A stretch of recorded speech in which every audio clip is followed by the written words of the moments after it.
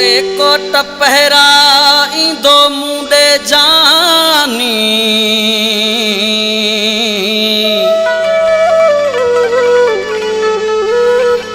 कंदो मुते मेहरबानी अख्तियार अली आरी सरचे सजे गोठ वारन जी सुहिणे ते अखा सजे गोठ वारन जी सुहिणे ते अखा मिलणई दो मूसा इहा मुखे पकवा मिलणई दो मूसा इहा मुखे पकवा सजे गोठ वारन जी सुहिणे ते अखा सजे गोठ वारन जी सुहिणे ते अखा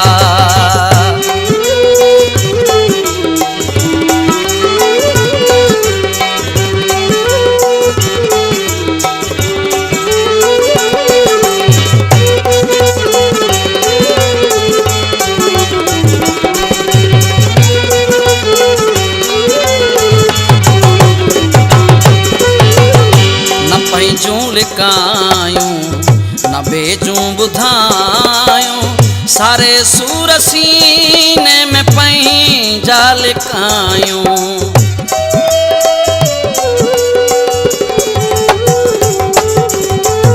न पंहिंजूं लिकायूं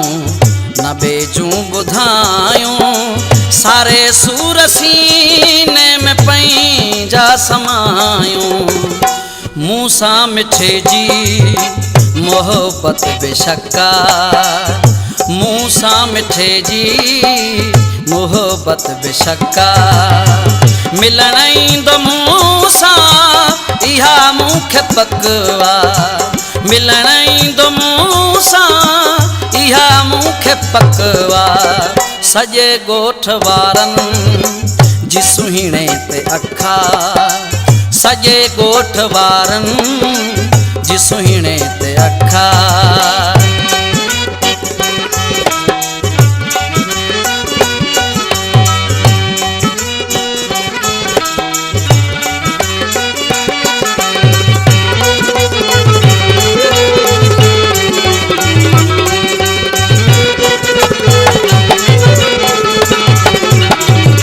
न धागा वटायूं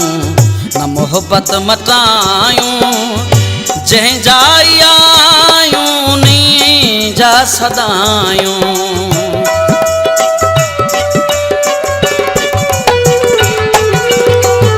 न धागा वटायूं न मोहब्बत मटायूं जंहिं जा आयूं उन्हीं जा सदायूं हुसन वारन जो हू दिल बर नक्का हुसन वारन जो हू दिल बर नक्का मिलणई दो मूसा इहा मुखे पकवा मिलणई दो मूसा इहा मुखे पकवा सजे गोठ वारन जी सुहिणे ते अखा सजे गोठ वारन जी सुहिणे ते अखा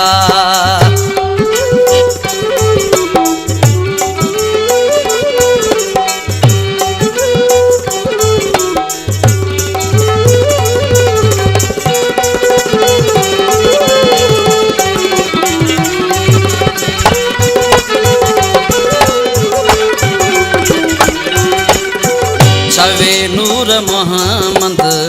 नन्ना तो कचोआ सोलंगी सरासर सजन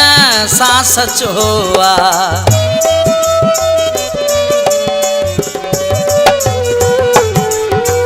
चवे नूर मोहम्मद नन्ना तो कचोआ सोलंगी सरासर सजन सा सचोआ सुहिणा खोड़ ॿिया भी पर मुंहिंजो हिक्का सुहिणा खोड़ ॿिया भी पर मुंहिंजो हिक्का मिलणई दो मूसा इहा मुखे पकवा मिलणई दो मूसा खे पकवा